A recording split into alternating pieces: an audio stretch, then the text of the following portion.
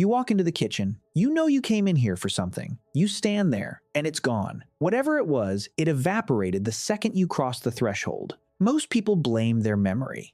They think they're getting forgetful, or distracted, or old. But that's not what happened. Your brain didn't fail you. It did exactly what it was built to do. There's a name for this, and once you understand it, you'll realize your mind is quietly editing your entire life, and you never noticed.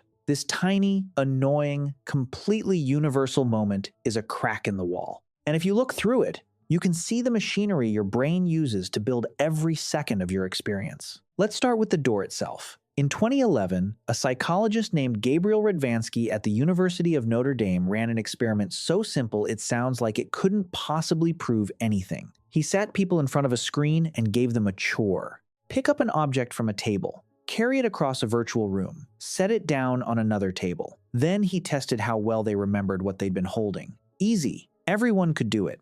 Then he changed one thing. On some trips, he made them walk through a doorway on the way. Same object, same distance, same task. The only difference was a single door. And the people who walked through the doorway suddenly got worse at remembering what they were carrying. Measurably worse. Not because they were tired. Not because they were distracted. The door and nothing but the door reached into their heads and dimmed the thought. Radvansky thought maybe it was a quirk of the screen, so he ran it again in the real world. Actual rooms, actual tables, actual doorways, same result. Walking through a real door made people forget. And it didn't seem to matter what was waiting on the other side. A bigger room, a smaller room, somewhere they had walked 100 times before the forgetting showed up anyway. The brain wasn't reacting to the new room. It was reacting to the crossing itself. But here's the part that should bother you. He tested whether going back would fix it. If the forgetting was just the memory getting left behind in the old room, then walking back through the door should drag it back out. It didn't. Returning to the original room didn't restore the memory. The thought wasn't sitting in the other room waiting for you. It was already gone. Something had happened the instant you crossed the threshold, and it couldn't be undone by retracing your steps. So, what is that something? To understand it, you have to give up an assumption you've carried your entire life. You feel like your experience is a continuous stream, one smooth, unbroken film running from the moment you wake up to the moment you fall asleep. It isn't, not even close. A psychologist named Jeffrey Zacks at Washington University in St.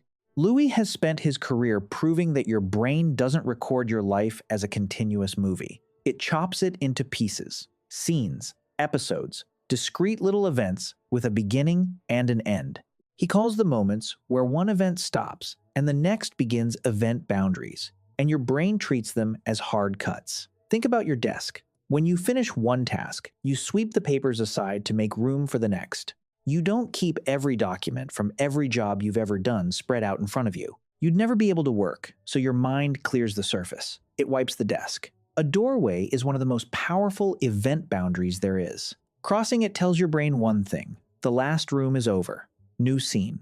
Wipe the desk. And the thought you were carrying, the reason you walked into the kitchen, was sitting on that desk when your brain cleared it. And here's where it gets stranger, because it isn't just doorways. Once you know what an event boundary is, you start seeing them everywhere.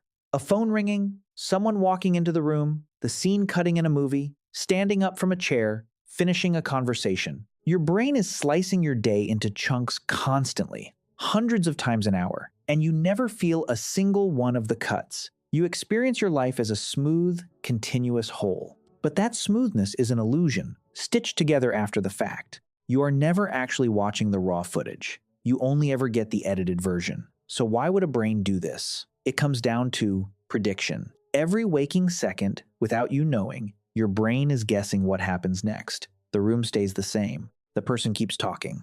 The object stays in your hand. As long as the guesses keep coming true, your brain treats it all as one continuous event and lets the tape roll. But the instant the world breaks the prediction, you step into a new room, the lights change, a door swings open, the guess fails, and your brain makes a decision. That event is over. It flushes the model it was running and builds a fresh one for the new situation.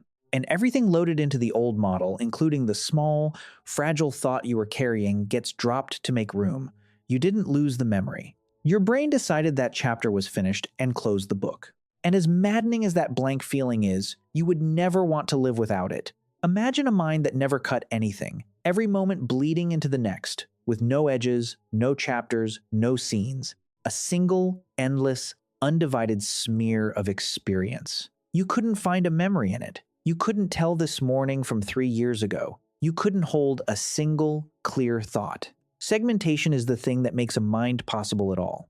The cuts are what let you have memories, because a memory is really just a chunk your brain decided was worth keeping. The blank in the kitchen isn't your brain breaking down. It's the price of your brain working. So that settles it, right? Well, not quite. Because when other researchers went hunting for the doorway effect, it turned out to be slippery. Some studies reproduced it cleanly. Others couldn't get it to appear at all. By around 2021, the emerging picture was that the doorway only reliably wipes your memory when your mind is already loaded, when you're juggling too much, tired, distracted, running close to capacity. Walk through a door with a calm, focused head, and often nothing happens at all, which sounds like it should weaken the whole story. It doesn't. It sharpens it. The doorway was never the real phenomenon. It was just the most catchable example of something far bigger and far more certain, that your brain is carving your experience into separate events every single moment of your life. The door is simply the one cut clumsy enough and obvious enough that you occasionally catch it in the act.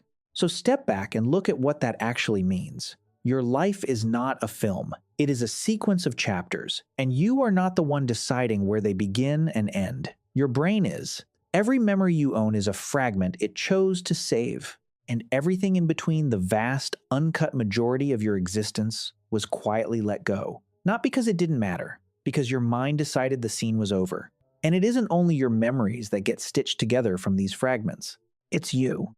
The feeling that you are one single, continuous person, the same self who woke up this morning, the same one sitting here right now, is itself a story your brain assembles by linking chapter to chapter to chapter. Pull the cuts out, and there is no smooth, unbroken you underneath. There are only the pieces and the quiet work of joining them. Even your sense of how much time has passed is built from these cuts. A day packed with new rooms, new faces, new boundaries feels long and full when you look back on it. A day where nothing ever broke the prediction. Same desk, same screen, same chair collapses into almost nothing, as if it barely happened at all. This is part of why childhood summers felt endless, and why whole years can now disappear in a blink. As a kid, nearly everything was a new event. A fresh boundary, a cut, and your brain filed chapter after chapter after chapter.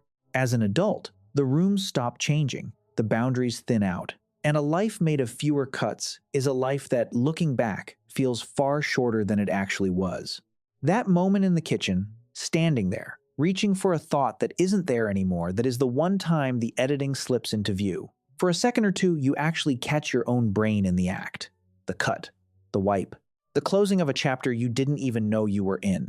And then, it passes. You shrug. You walk back to the other room to remember what you wanted, and your brain, quietly, without asking, makes another cut, and another, and another. Editing your whole life down into the handful of moments it will let you keep. That's all for today. Anyway, please donate or subscribe to fund the next video.